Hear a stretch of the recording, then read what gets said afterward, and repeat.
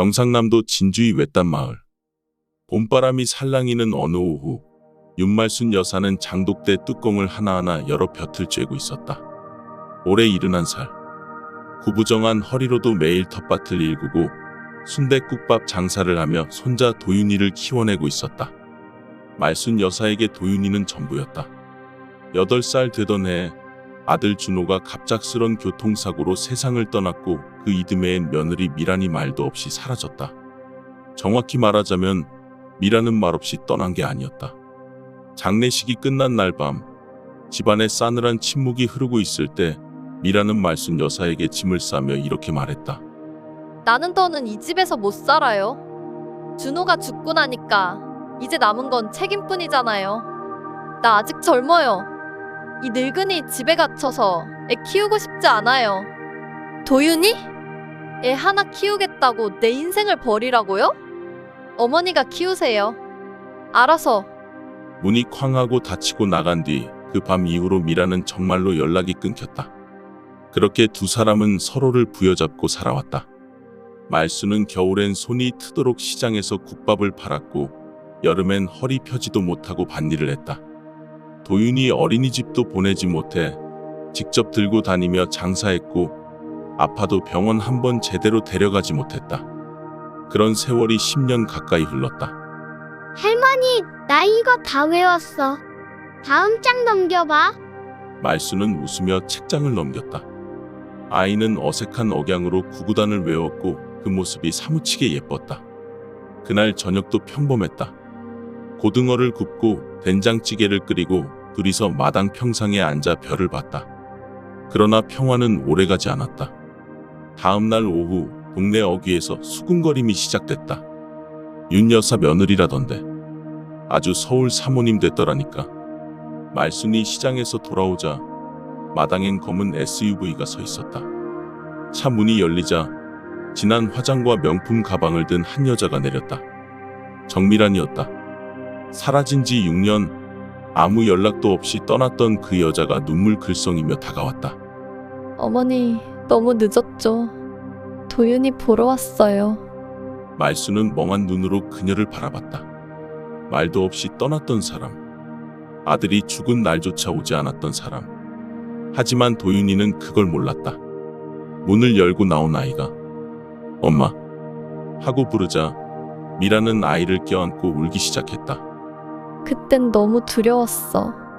혼자선 키울 자신도 살 자신도 없었어요.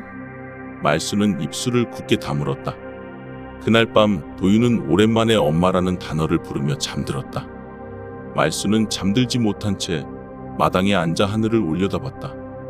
밤하늘엔 별이 반짝였지만 그 반짝임이 어쩐지 불길했다. 며칠 후부터 미라는 자주 드나들었다.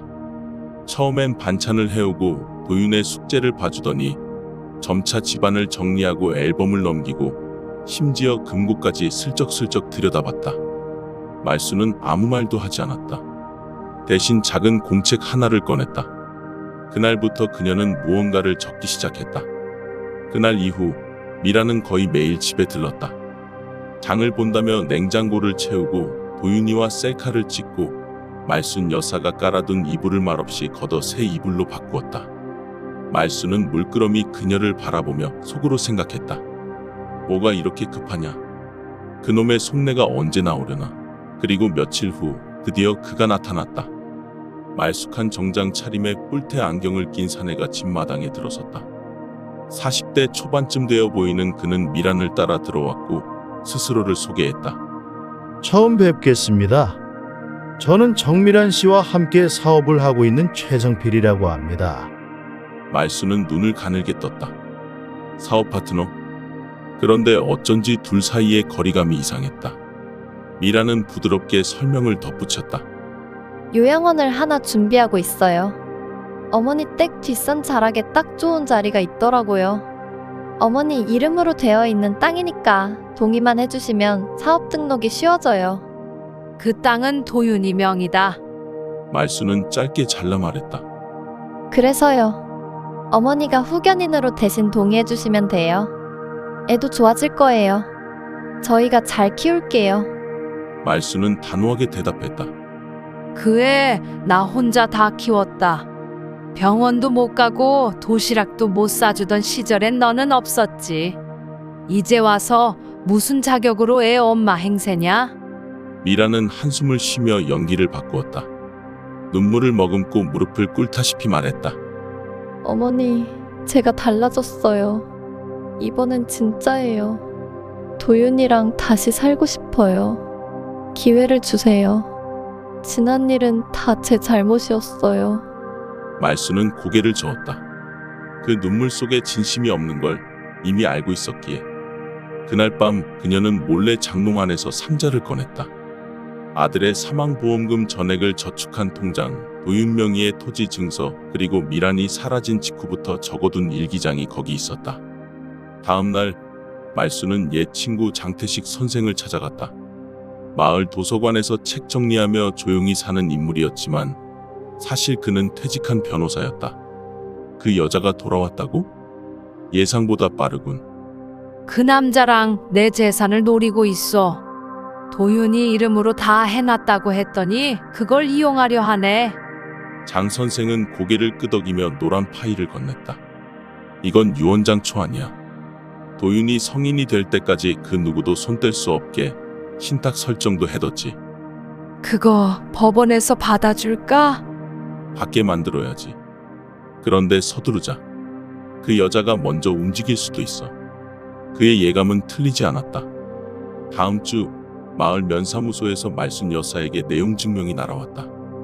정신적 미약 상태를 이유로 후견인 선임 신청이 접수된 것이다. 신청인은 며느리 정미란, 진단서는 동네 병원장이 서명했다. 심지어 서류엔 이렇게 적혀 있었다. 윤말순 씨는 최근 기억장애 및 판단력 저하로 인해 재산 관리에 어려움을 겪고 있으며 손자 도윤군의 복지를 위해 법적 후견인의 개입이 시급함. 말순 여사는 가만히 앉아 서류를 내려다봤다. 손이 떨렸지만 입은 굳게 닫혔다.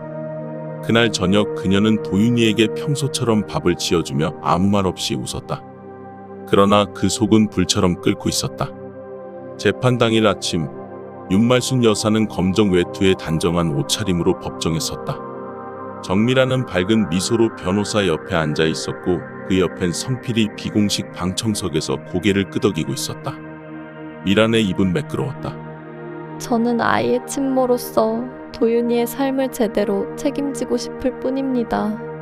어머니께선 최근 기억도 혼동하시고 며칠 전엔 가스불을 켜둔 채 시장에 나가셨다는 연락도 받았습니다. 판사는 말순 여사에게 묻기 시작했다. 윤 여사님, 본인의 건강 상태를 어떻게 생각하십니까? 말순은 말을 꺼내기 전 손을 움켜쥐었다. 입이 떨어지지 않았다. 변호사도 긴장한 눈으로 그녀를 바라봤다. 그 순간 재판 분위기는 미란에게 유리하게 흐르는 듯했다. 판사는 자료를 넘기며 고개를 끄덕였고 미란은 자신 있게 미소를 지었다. 그러나 말수는 조용히 가방에서 작은 녹음기를 꺼내 테이블 위에 올렸다.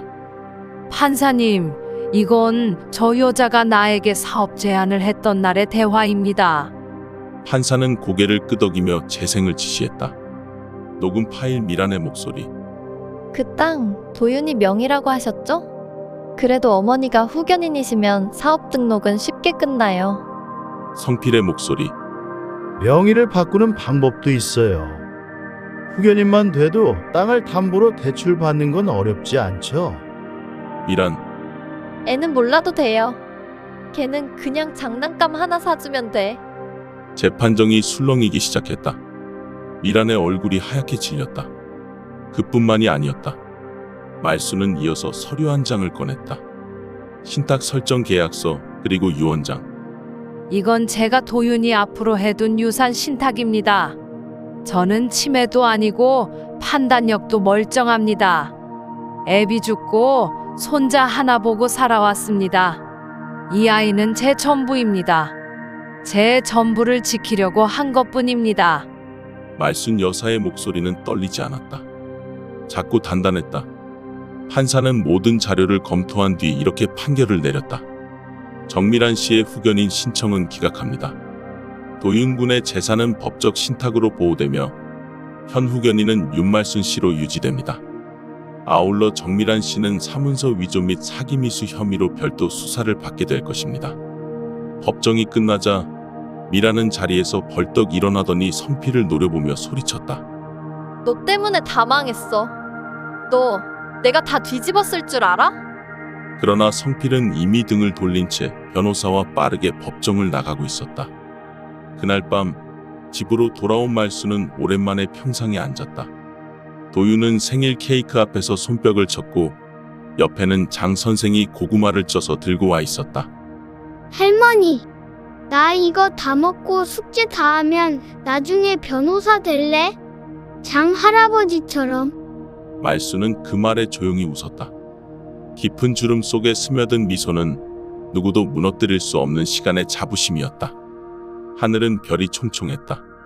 그리고 윤말순 여사의 속마음엔 오직 하나의 생각이 자리하고 있었다. 이 아이의 산만은 내가 지켜낸다.